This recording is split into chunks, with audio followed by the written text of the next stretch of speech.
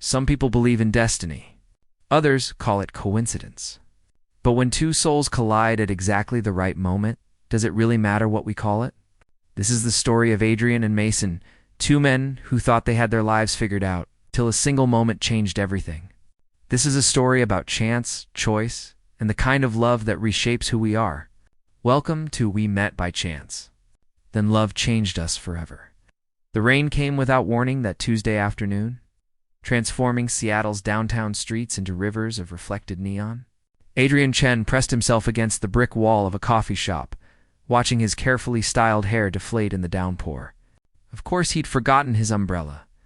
Of course this would happen on the day of his biggest client presentation, at 28. Adrian had built his life on precision. His career as a brand consultant demanded it every detail measured, every outcome predicted. He wore tailored suits and muted tones, kept his apartment minimalist and spotless, and maintained a calendar color-coded down to 15-minute intervals. Control wasn't just comforting. It was survival. The presentation folder in his messenger bag represented 6 months of work. Thompson and Associates could make or break his fledgling consulting firm. He couldn't afford to walk in soaking wet, looking like he'd just crawled out of Puget Sound. "Shit," he muttered, checking his watch. 15 minutes to get 12 blocks. Look like you're calculating the exact probability of making it there dry. The voice came from beside him, warm, amused, completely unexpected. Adrian turned to find a man roughly his age, maybe 30, with sun-kissed brown hair curling at his temples and eyes the color of aged whiskey. He wore paint-splattered jeans and a Henley that hugged broad shoulders, and he held a large black umbrella with the casualness of someone who actually remembered to check weather forecasts. "I'm guessing 0%, the stranger continued, his mouth quirking into a smile that made something flutter unexpectedly in Adrian's chest. "Where are you headed?" "Westlake Tower." "I have a presentation," and Adrian checked his watch again. 13 minutes. "I'm going that direction." The man extended the umbrella outward, creating a sheltered space. "Mason, by the way.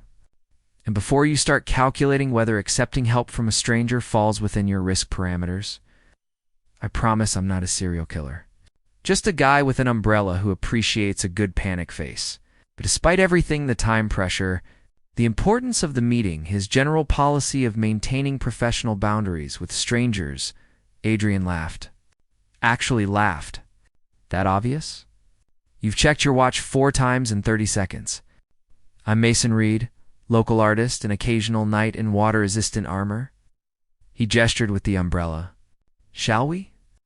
They fell into step together, Adrian acutely aware of Mason's proximity under the umbrella's canopy. The scent of rain mingled with something earthy linseed oil. Maybe turpentine? Paint. This close, Adrian could see flecks of cerulean blue on Mason's hands, embedded in the creases of his knuckles like deliberate tattoos. "So what's the presentation?" Mason asked, navigating them around a massive puddle, rebranding proposal for a tech startup. They want to pivot from enterprise to consumer, which means completely restructuring their visual identity, messaging architecture, and market positioning. Adrian realized he was using his pitch voice and softened. "Sorry, I get intense about work. Don't apologize. It's hot when someone's passionate about something." Mason said it so casually, so matter-of-factly, that it took Adrian a moment to process. When he did, heat crept up his neck. Mason's eyes crinkled at the corners. "To forward?" "No, Adrian stumbled slightly, and Mason's free hand shot out to steady him, warm even through Adrian's suit jacket. "I'm just usually better with words." "Oh, you've got about 8 more blocks to recover." Something in Mason's tone suggested he was enjoying. Adrian's flustered stayed entirely too much. They walked in companionable silence for half a block, the rain drumming steadily on the umbrella above them.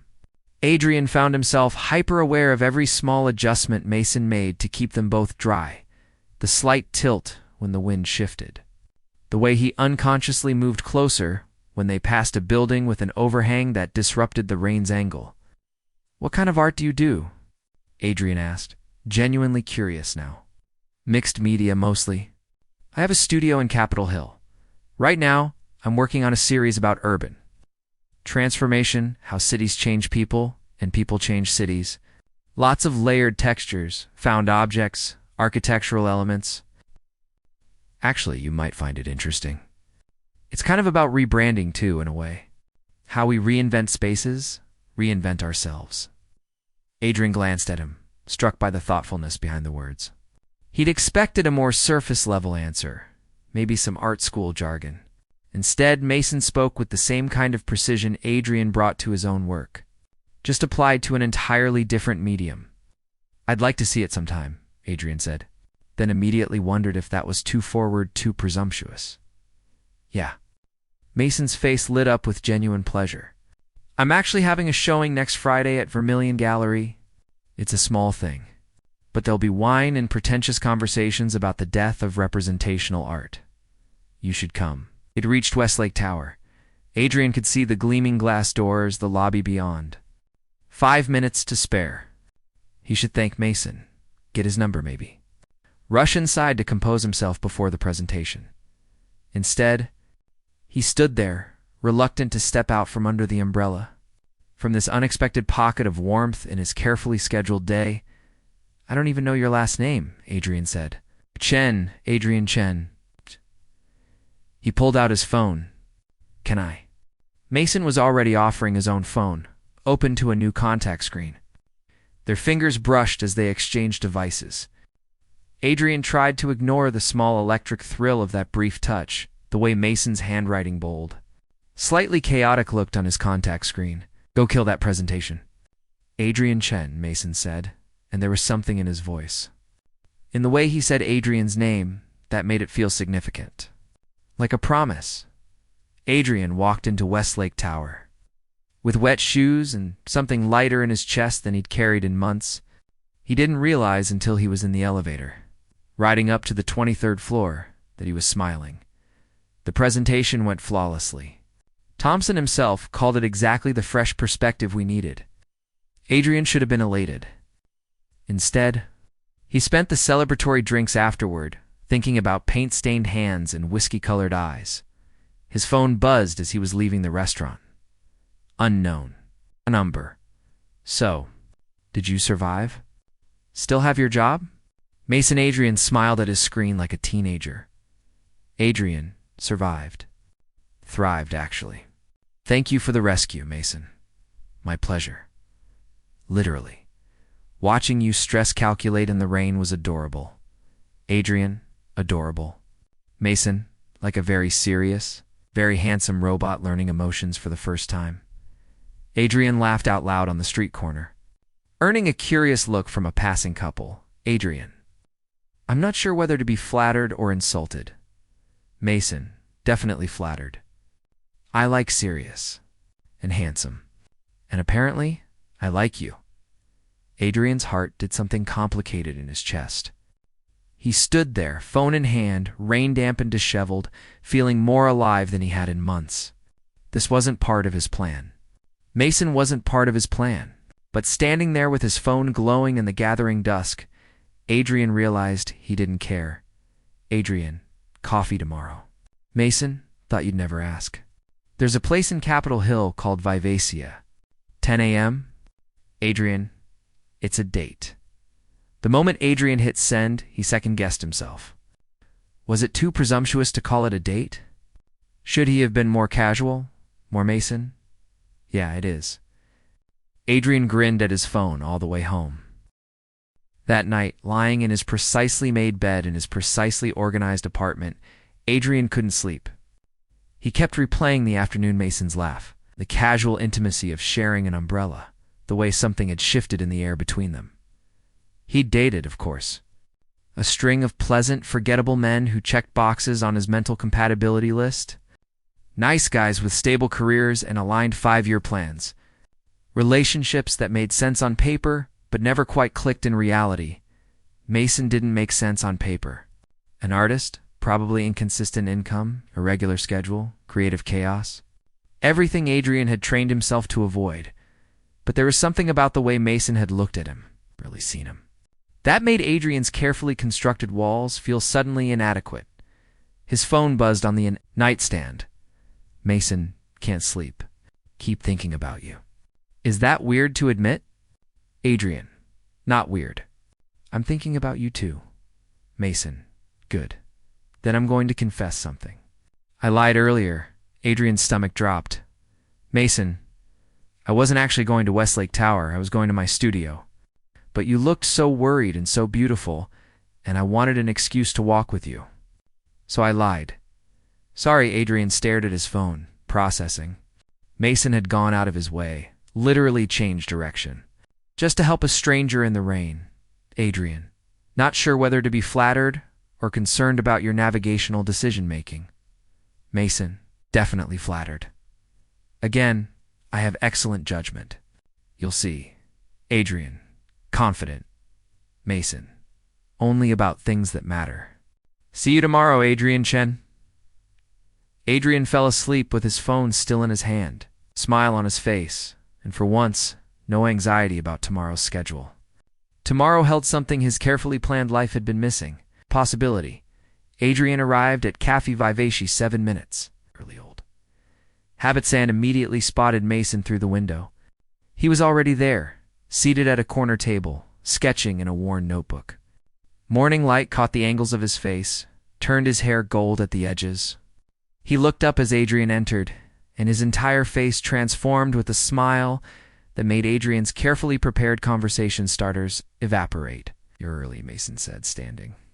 He wore a soft gray sweater that brought out the gold flecks in his eyes, jeans that looked broken and comfortable, effortlessly attractive in a way that made Adrian hyper-conscious of his own button-down and chinos.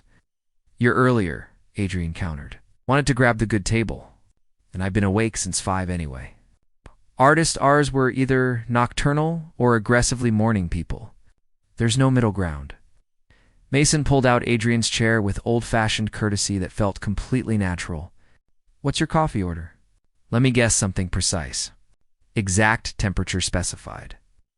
Double espresso, extra shot, oat milk, exactly 140 degrees. Mason's laugh was warm and unrestrained. I knew it. I knew you'd have the temperature memorized. You're a beautiful disaster of control. Is that a compliment? Absolutely. I find it incredibly endearing. Also, I'm getting you something different today. Trust me. Adrian should have said no. He'd ordered the same drink for 3 years. But something about the hope in Mason's expression made him nod. Mason returned 5 minutes later with 2 cups. This, he said, sliding one across, is their honey lavender latte. I know it sounds pretentious, but it's actually magic. And I think you need a little magic in your precisely controlled life. Gosh. Adrian took a sip. The floral notes surprised him, delicate but distinct. It was nothing like his usual order. It was wonderful. Verdict? Mason asked, watching him with an intensity that suggested the answer mattered more than it should. It's really good, Adrian admitted. I never would have ordered this. Exactly. That's what I'm here for, expanding your coffee horizons. Next time, I'm getting you to try their cardamom rose. Next time. The casual assumption of continuity sent warmth through Adrian's chest. They talked for 2 hours. Then 3. The coffee shop filled and emptied around them, the morning crowd giving way to afternoon freelancers.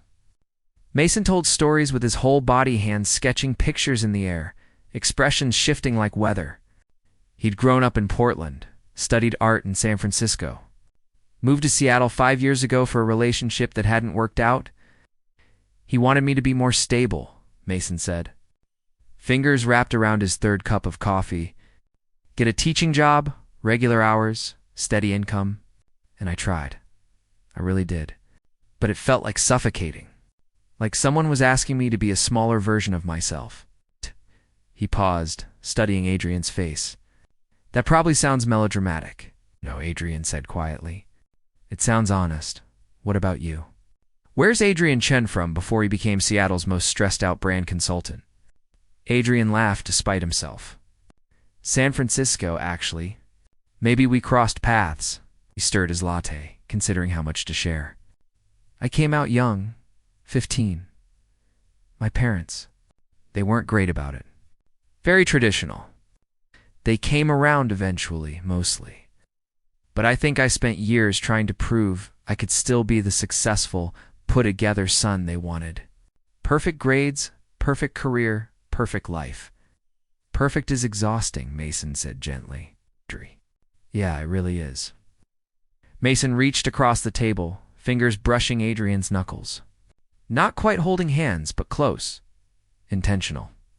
For what it's worth, I think you're pretty fascinating just as the beautifully neurotic control enthusiast you are. You have a type, Adrian observed.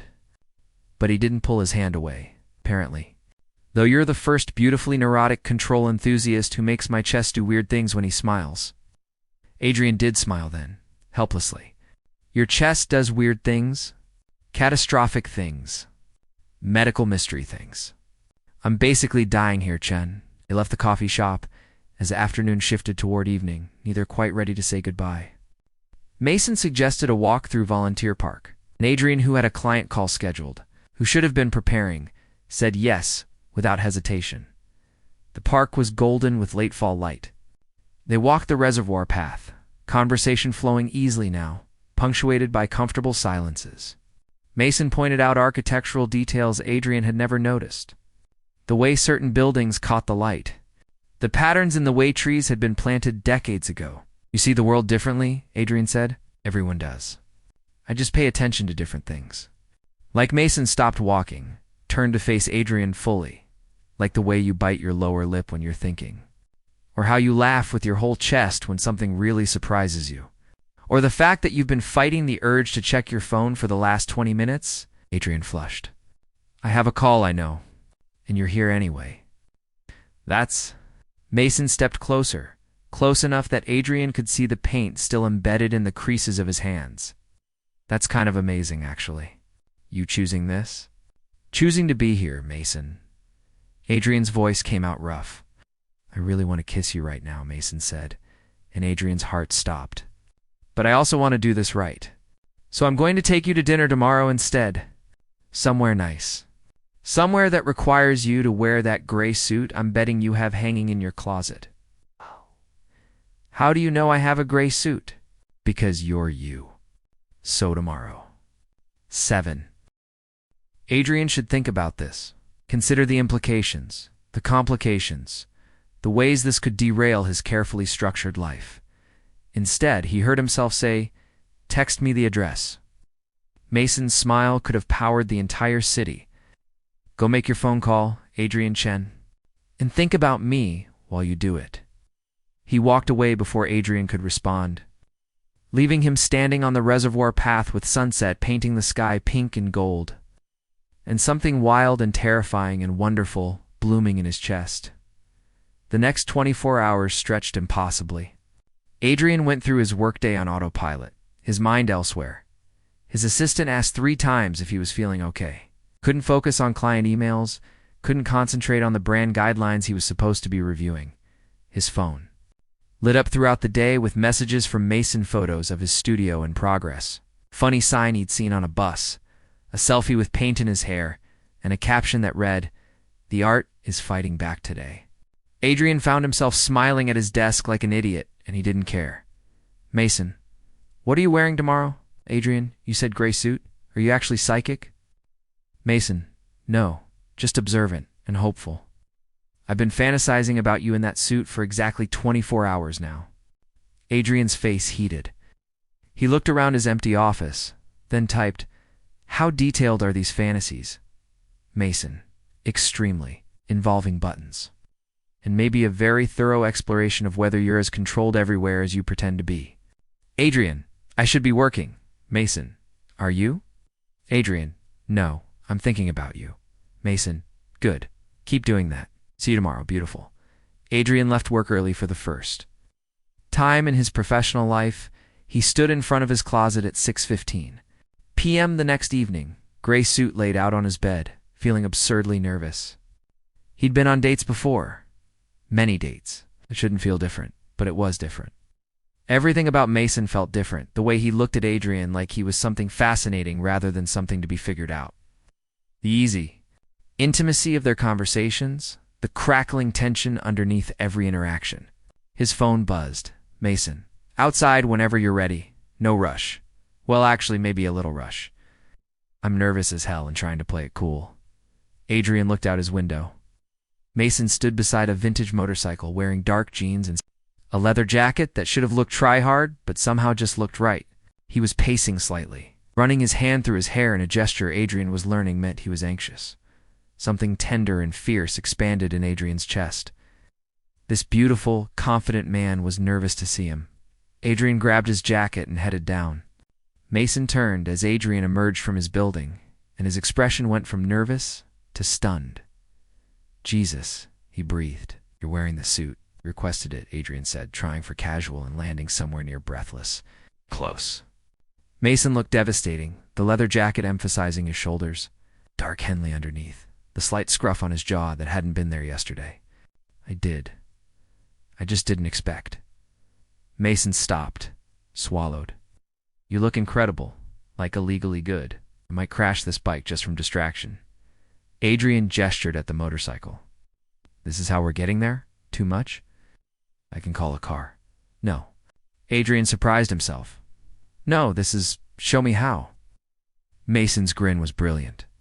He handed Adrian a helmet, then guided him through the basics with patient hands. How to sit, where to hold on, how to lean with the bike through turns. His touch was professional but intimate, adjusting Adrian's position, demonstrating the grip. Hold on to me, Mason said over his shoulder once they were both mounted. Tight as you need to. I promise I've got you. Adrian wrapped his arms around Mason's waist, feeling the solid warmth of him. The way his body shifted as he started the engine. The vibration traveled through them both, and Adrian found himself pressing closer. His chest against Mason's back, they took off into the evening. And Adrian discovered something unexpected. Letting go felt like flying. The restaurant was in Ballard, tucked into a converted warehouse with exposed brick and Edison lighting. Intimate without being crowded, sophisticated without being stuffy. Mason had clearly put thought into this. I called ahead, Mason said, as they were seated at a corner booth with soft leather seats. Told them I was bringing someone important. They promised their best table. Important? Adrian echoed. Mason met his eyes across the candlelight. Yeah, you are. The dinner was perfect. The food exquisite, the wine excellent, but Adrian barely tasted any of it. He was too focused on Mason. On the way, conversation flowed between them like they'd known each other for years instead of days. They talked about everything and nothing Mason's upcoming show. Adrian's dreams of starting something bigger than his consulting firm, childhood memories, favorite books, the weird intimacy of late-night diners. I want to paint you, Mason said suddenly, between dinner and dessert. Adrian blinked. What? Sorry, that sounded less intense in my head. I mean, you have amazing bone structure. Strong lines, but there's something soft underneath. And your expressions are so controlled most of the time, but then you laugh and everything breaks open. I want to capture that moment. The breaking open. I don't model, Adrian said, but he felt heat creeping up his neck. You would for me, though? Mason said it like a fact, not a question. With that quiet confidence that made Adrian's pulse race. Would I? Yeah, because I think part of you wants to be seen, really seen. Not the perfect version you show the world. It's a real thing underneath. Mason leaned forward. Am I wrong? Adrian couldn't breathe properly. No, you're not wrong. I come to my studio tomorrow. Let me show you what I see when I look at you. It wasn't really a question. It was an invitation to something more than modeling, more than art. Adrian knew that. Mason knew he knew it. Okay, Adrian whispered. Mason's smile was slow and warm. Yeah. They shared dessert, a deconstructed tiramisu that was more art than food, feeding each other bites and pretending the intimacy was casual. Mason's fingers lingered near Adrian's mouth, and Adrian found himself catching Mason's wrist. Pressing a kiss to his palm without thinking, Mason's breath caught. Adrian, too much? Not nearly enough? Mason's voice had gone rough. God, but we're in public. And if you keep looking at me like that, I'm going to do something that'll get us thrown out of this very nice restaurant. Adrian felt bold in a way he never had before. Like what? Like kiss you until you forget your own name. Like pull you into my lap and find out if you taste as good as I've been imagining. Like Mason stopped, jaw tight. Should I keep going? No, Adrian said, though his body screamed yes. Let's get out of here. They made it to the motorcycle before Mason pulled Adrian close, backing him against the bike with careful intensity. Tell me to slow down if this is too fast. Adrian grabbed Mason's jacket, pulled him closer. Hey. What if? I want fast. Mason groaned, pressing his forehead to Adrian's. You're killing me, Chen. Absolutely destroying me. Good. Adrian had never felt powerful like this, desired like this. Now kiss me before I actually die from anticipation. Mason kissed like he did everything else completely, intensely, with total focus. His hands cupped Adrian's face like something precious while his mouth was pure heat and promise. Adrian melted into it, into him, fingers tangling in Mason's hair, all his control and precision scattering like leaves. When they finally broke apart, both breathing hard, Mason rested his forehead against Adrian's. Come home with me.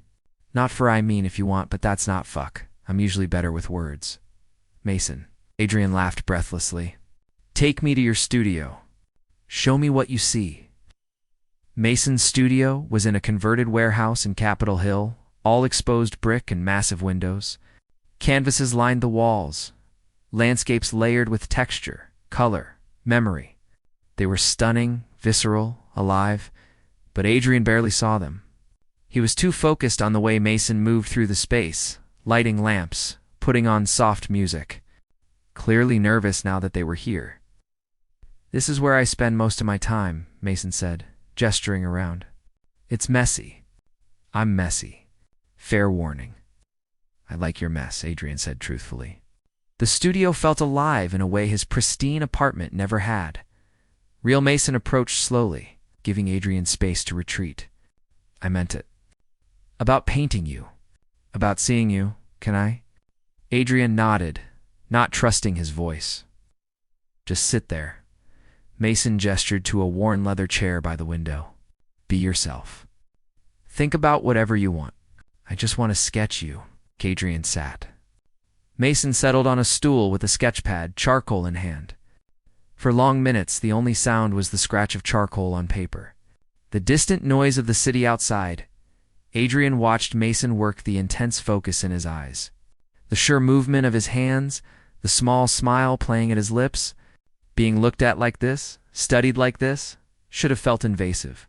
Instead, it felt intimate, like being slowly unwrapped. You're thinking too hard, Mason said softly. I can see it in your shoulders. What are you thinking about? You, Adrian admitted. How you make me feel like someone I don't recognize. Mason's hand stilled. In a good way. In the best way? In a terrifying way? Mason set down the sketch pad, crossed to where Adrian sat. He knelt in front of him, hands on Adrian's knees. Talk to me. What's terrifying? This, Adrian gestured between them. You, how fast this feels. How much I want this, when I barely know you. I don't do this. I don't fall for strangers who rescue me in the rain. I don't skip work or ride motorcycles or sit for portraits. I don't, his voice cracked. I don't let people in like this. Hey. Mason's hands moved to Adrian's face, thumbs brushing his cheekbones. Breathe. You're okay? We're okay. How are you so sure? Because I feel it too. All of it. The terrifying, the wanting, the too fast. And yeah, maybe we're crazy. Maybe this is reckless. Mason smiled. But I'd rather be recklessly happy with you than safely miserable without you. Wouldn't you? Adrian kissed him instead of answering. Kissed him like a drowning man finding air. Like a man who'd been holding his breath his whole life and finally remembered how to breathe. Mason pulled him up, guided him toward the worn couch in the corner, and they sank into it together. They spent hours there, kissing and talking and kissing again. Slow and heated and tender.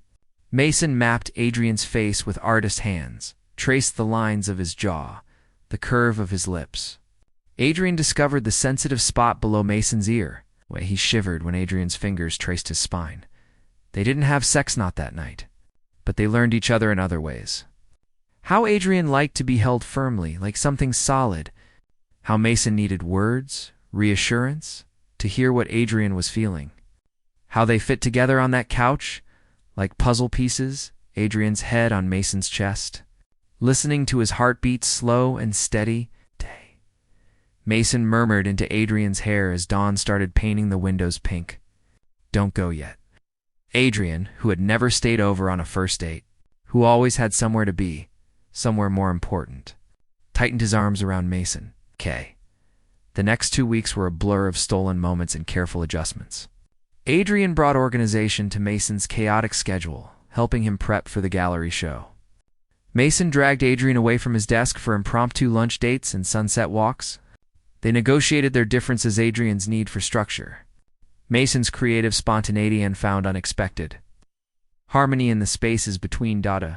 Adrian met Mason's artist friends at a warehouse party, feeling overdressed and out of place until Mason kept him close, pride obvious in every introduction.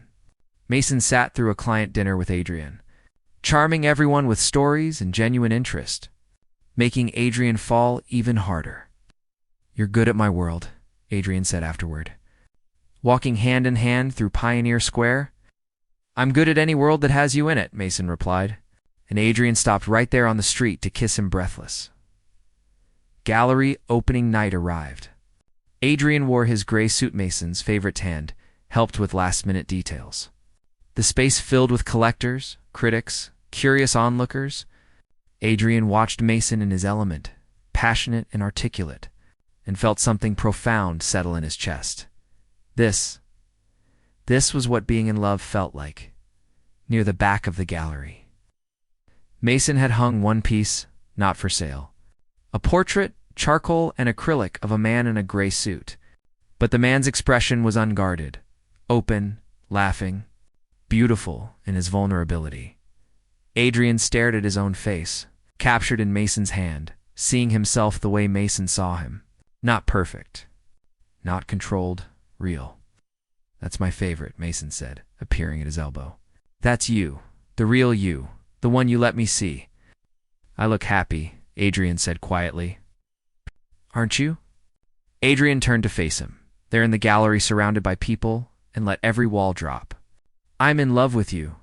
That probably makes me crazy, since it's been 2 weeks, but I am. Completely. Mason's smile could have lit the entire city. 2 weeks is long enough when you know. And I know. I love you too. Adrian Chen. Your control issues and your color-coded calendar and the way you bite your lip when you're thinking, all of it. They kissed there in the gallery, surrounded by art and people and possibility. And Adrian felt something fundamental shift. The future he'd planned so carefully suddenly seemed less important than this moment. This man. This unexpected perfect thing they were building together.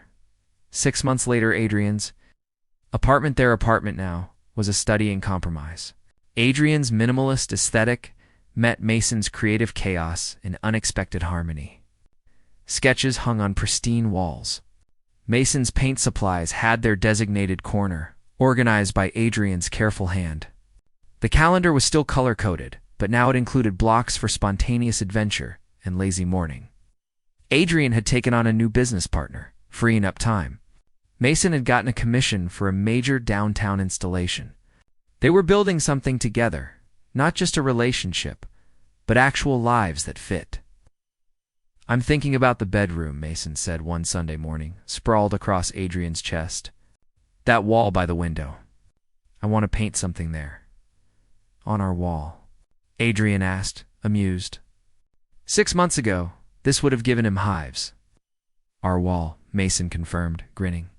Something just for us. Maybe that moment in the rain. The umbrella, the city, everything about to change. That wasn't even a real intersection. No, but it was real. The moment was real. We're real. Mason propped himself up on one elbow. Unless you're still scared I'm going to destroy your carefully planned life. Adrian pulled him down for a kiss. You already did. Best thing that ever happened to me. Yeah. Adrian smiled against Mason's lips. You taught me that the best things aren't planned. They're chance. And choice. And love that changes everything. So philosophical before coffee, Mason teased. but his eyes were bright. Someone once told me I needed magic in my precisely controlled life. Someone very wise, someone very beautiful. Lay there as morning light filled their bedroom. Adrian's order and Mason's creativity combined into something neither had expected, but both needed. Outside, Seattle woke up, rain starting to fall and soft percussion against the windows. "We should go out," Mason said. "Walk in the rain. Recreate our meet cute. We don't need an umbrella this time." "No," Mason agreed, kissing Adrian's temple, his cheek, his jaw. "We've got each other now. That's better." And it was. It really was.